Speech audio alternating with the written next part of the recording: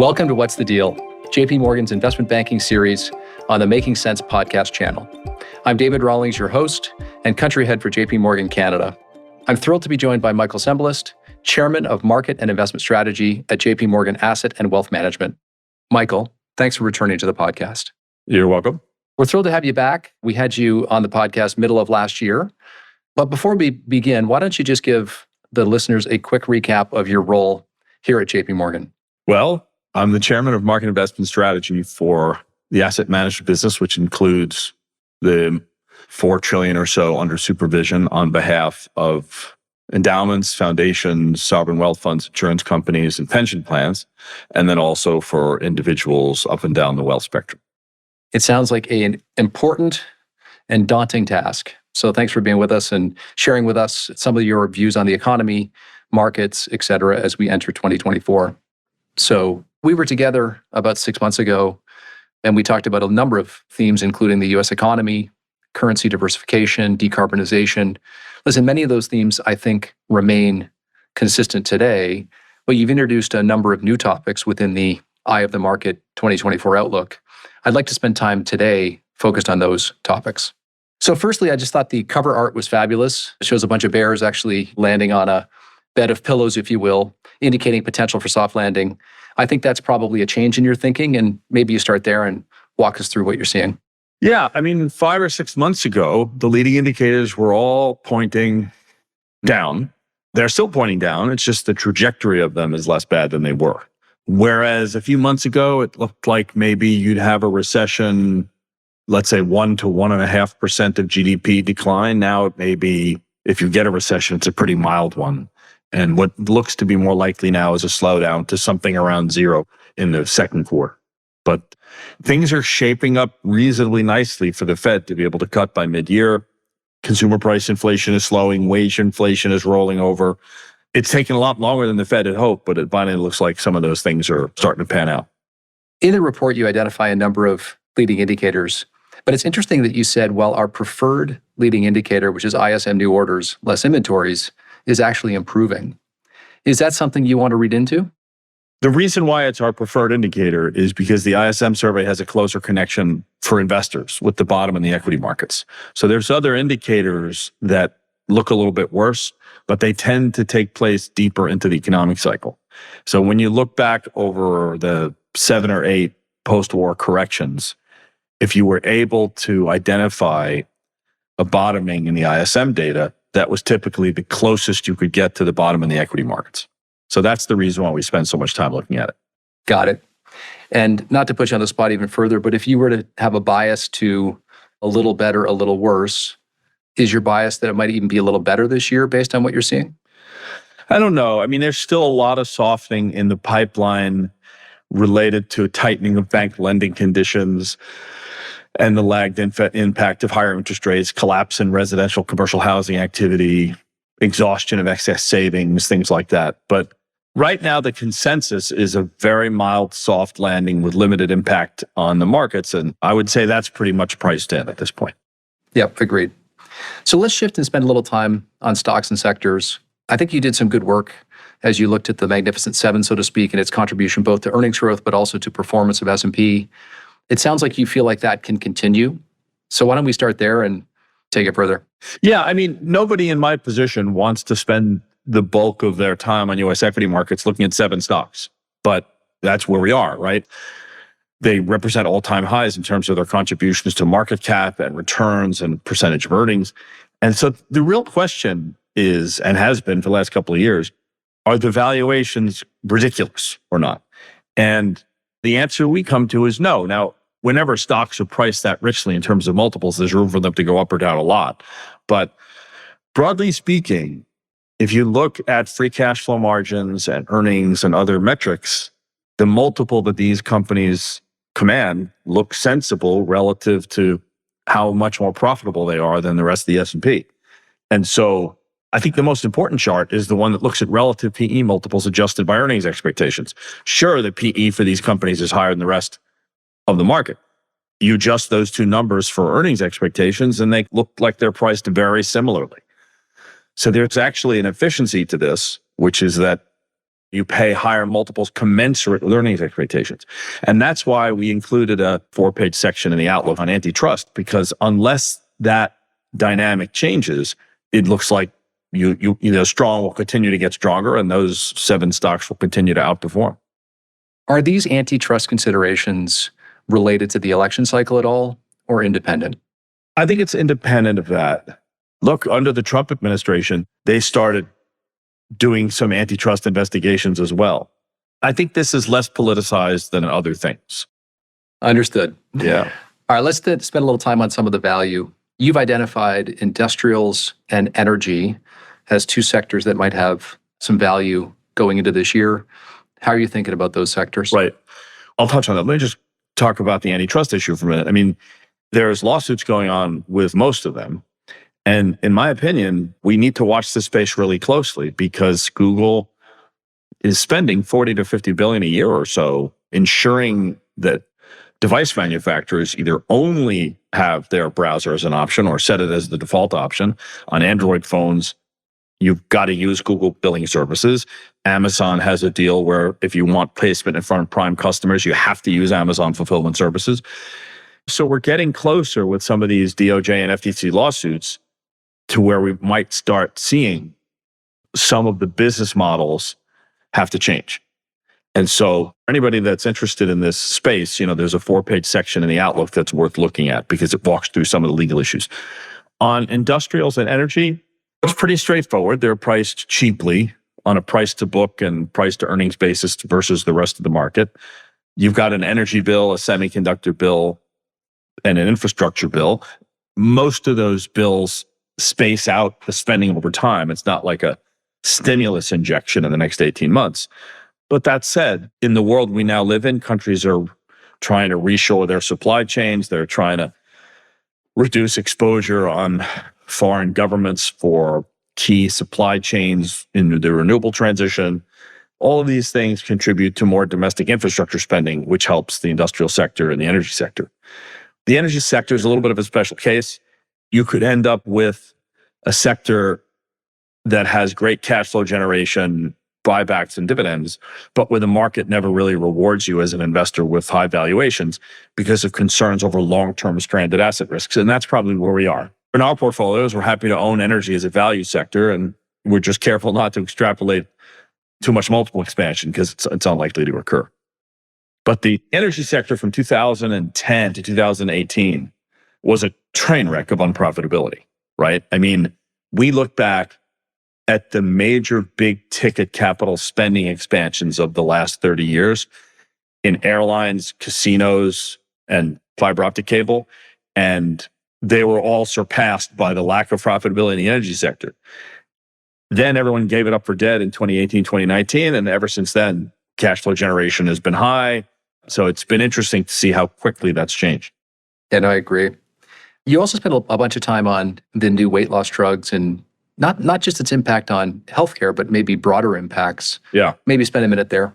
The markets have developed a shoot first and ask questions later mentality. So a couple of years ago, whether it's the metaverse or hydrogen or crypto, you see these huge market moves. And then after 6, 9, 12 months, people start digesting the earnings information and the trends. And then, well, maybe we got in front of things too fast. You saw that a little bit over the summer. The Wegovy trial came out showing reasonable weight loss results and a 20% decline in cardiovascular events. And all of a sudden, everybody extrapolated tens of millions of prescriptions, Medicare coverage, private sector coverage. And as time passes, it's a little more complicated than that. The weight loss drugs work. They generally are going to help you lose up to 15, maybe 18% of your body weight over 40 weeks, and then it flatlines. There appears to be a modest benefit in the reduction of cardiovascular risk, osteoarthritis, sleep apnea, and things like that on the order of 20%. If the cumulative risk in a population was 8%, it goes to 6.5%. It's not earth-shattering, but it's better than nothing.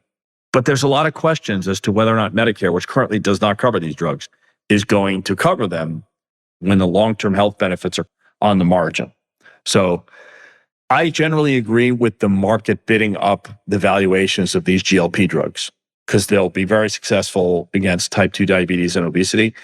What I don't agree with yet is the market slamming the stock prices of companies that treat adjacent conditions under the notion that people aren't going to be suffering from them anymore.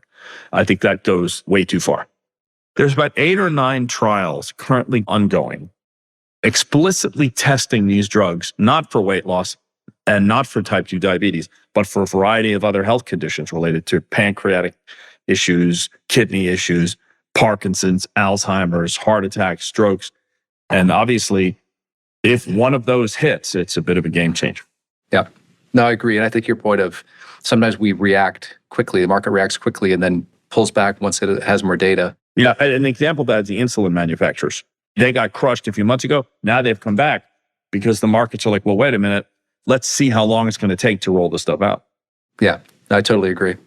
And just a note to our listeners, if you're interested in hearing more about this topic, back in December, we released a research episode focused on the growing popularity of obesity drugs and the possibility of a paradigm shift in healthcare. There's a link to this episode in our description. Let's shift for a minute to the fixed income markets. You're in an environment where obviously the base rates are higher, but coming down a bit in the last couple of months with the Fed positioning, and spreads remain relatively tight versus normal cycles. How are you thinking about both high yield and high grade? Well, the opportunity for investors is sometimes the windows are so narrow, right? I mean, the time when the 10-year was floating with 5% was pretty brief. And we saw that as a great entry target. It came, it went, and now the 10 years rallied a little bit. It's hard to get super excited about high yield and high grade. I mean, high yield spreads are close to the tightest levels they've been since 2009. Now, the high yield portfolio management community can rattle off a whole bunch of statistics at you to justify those levels. A better mix between double B and triple C, a lot more health in the energy high yield sector where a lot of the bad companies already defaulted, less use of PIK bonds, a little bit better covenant protection, less participation by sponsors that are associated with higher default rates and lower recoveries. So, they would argue that the risks are a lot lower. But as an investor, I think you got to look at the high yield market and say, well, the spreads are really tight and the risks are lower. So you have to grit your teeth and decide if it's worth it. The best value was long duration high grade bonds when the 10-year was at 5%. And by the way, have a little patience. We may end up back there depending upon how the funding pressures for the Treasury work out this year. Yeah, no, fair.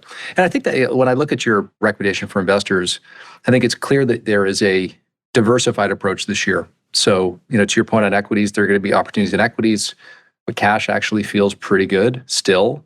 And if the Fed's not going to cut rates till back half of next year, that feels like a decent place to park some capital. And then to your other point, just having some fixed income, it's a lot more attractive than it was a few years ago, but less attractive than a few months ago. Yeah. Where it makes the most sense is a lot of the tax-exempt endowment foundation and pension money. That's where some of the longer duration credit positions make sense. For taxable U.S. investors, it's more difficult because they have to pay ordinary income on it. Yep, understood. Let's just spend a minute. It's a big election year, not just in the U.S., but really around the world. What are the potential implications of that? I think sometimes the geopolitical stuff gets overplayed. If you look back at the big elections, it's hard to identify really important changes in market economic conditions, and vice versa. When you look at the biggest changes in the trajectory of markets, they don't have that much to do with politics, right? I mean, the big equity corrections of 2001 and then 2008 don't really have that much to do with the political dynamics that were taking place at the time. You could argue that the Trump tax cuts, the TCJA Act, is an example of that, and also the onset of the tariffs against China. So that was an example of where a presidential election ended up having a little bit more of an impact. But usually they don't matter that much. It remains to be seen if all this election stuff matters as much as people think, particularly in systems like the US, where the composition of the Senate may be as important, if not more important, than who wins the presidency. So fair. We're watching like everybody else, but I'm not sure exactly how much it's going to actually do to change things. Understood. Let's just shift for a minute. I would say your outlook is always very thoughtful, and often you take non-consensus views on different topics. This year, you went one step further in honor of Byron Wien, and you put a top 10 surprises in the deck. So just talk us through that and maybe highlight a couple of them that you think would be most interesting. Yeah, I mean, the point of a surprise list is not to say these are my general expectations, right? And what Byron did so well for 40 years was to say, look, I don't know if these things are going to happen. I'm not projecting them, but there's certainly things that should be on the table that investors should think about and weigh the risks and think about what they do if they did happen. And so I wanted to do a version of that in his honor. And I led with the dollar because as somebody that manages money, all I read about over the last 18 months is how the United States is weaponizing the US dollar by putting sanctions on countries, and therefore the rest of the world's going to move away from the dollar as the world's reserve currency, and China's going to negotiate RMB contracts with the Saudis to pay for oil, and the BRICS are going to have this generalized non-dollar block that's going to eat into the US reserve currency status. So far, on a scale of 1 to 100, that transition's at a 4. And my projection is that not a lot of that is going to change this year. So for me, that was interesting. And for our clients that have currency exposures, that's important. I do think that the DOJ or the FTC will win one of these big lawsuits this year. I don't know which one, but I think they're going to win one of them. Then I also had something in there, Biden withdrawing from the race, which is more of an exercise in understanding the protocols in both parties in terms of what happens if a candidate withdraws either during the primary season or after the convention before the general election. So some of these things are really just meant as discussion topics rather than I'm putting this flag in the ground and this is definitely what's going to happen. Well, I thought they were very thoughtful in terms of the way they were written. And I also thought, in addition to the US dollar piece that you talked about, I think the US economy could be a little stronger this year than we predict, which has a whole bunch of implications. And the thing I find interesting is if you look at the stats in 2023 versus 2019, even from a consumer point of view, most people are generally in a better position today than they were in 2019, but somehow they're more negative on the outlook. And I just keep thinking about that as why that might be. It's all about inflation. And so when you look at nominal income, particularly of median workers, the nominal income numbers look great. And then when you look at them on a real basis, net of inflation, they're way below trend. So a lot of people just got inflationed to points of extreme unhappiness. And I think that's part of what's in the polling numbers. Now, those inflation numbers are starting to roll over. The United States is producing more oil and gas than it ever did before. They haven't done too much to prevent the industry from maximizing output. But yeah, I think it's an inflation story. It's also a housing story, right? Because when you have that kind of rate shock, everybody's stuck in their homes. It's very hard to move because you can't transfer a mortgage from one property to another. So you have a lot of people whose labor mobility is curtailed. Fair enough. No, fair enough indeed. Let's just shift to two more things. So one of the surprises you talked about with the regional banks, 2023 was obviously a tough year for many regional banks. It feels like there is stability today. And I think one of your quote unquote surprises could be that they actually have a better 2024. How do you think about that? For all the talk about the big US banks, the US has a thriving regional banking system that a lot of countries in Europe and Japan no longer have. They have a lot of friends on both sides of the aisle and in government who want to see that stay that way. And so when you look at what was done, I mean, just to put this in context, Silicon Valley Bank was a venture capital piggy bank. The average account size was $1 million. The average uninsured account size was $4 million.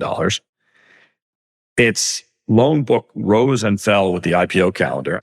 If there was ever a textbook definition that Tim Geithner was thinking about a decade ago when he said, all right, after this bailout, you're on your own. You have to do your own proper underwriting. This would have been it. This would have been the perfect time for the federal government to say, you made some underwriting mistakes. Uninsured depositors are going to take a hit, the way they have in many FDIC resolutions going back 50 years. And yet, all of the uninsured depositors got bailed out. And not only that, the banks in general were given the opportunity to post collateral at the Fed and borrow 100 cents on the dollar, even if the collateral was worth less because of higher rates. So you saw these two unprecedented things taking place. It's just kind of a signal to me that whatever the issue is, the Fed, the Treasury, the OCC, whoever, are going to do whatever they can to help these regional banks navigate the real estate apocalypse and all the other things affecting them. So whenever you have a sector that everybody thinks is going to do terribly and they have massive amounts of government support, it occurs to me that they may do better than the low expectations people have of them. Listen, Michael, it's been great to spend time with you. The last sort of question, I guess, would be any advice that you would have for investors, but also a lot of the people that will listen to this will be on the corporate side. So just anything for corporate treasurers, CFOs, CEOs.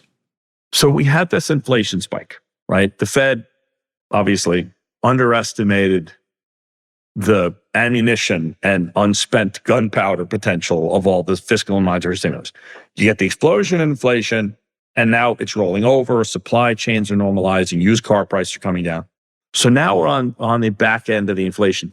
But longer term, a world in which there's less globalization and more countries nationalizing their supply chains. The semiconductor facility that TSMC is building in Arizona, the chips are going to cost 3 to 4 times what they would in Taiwan.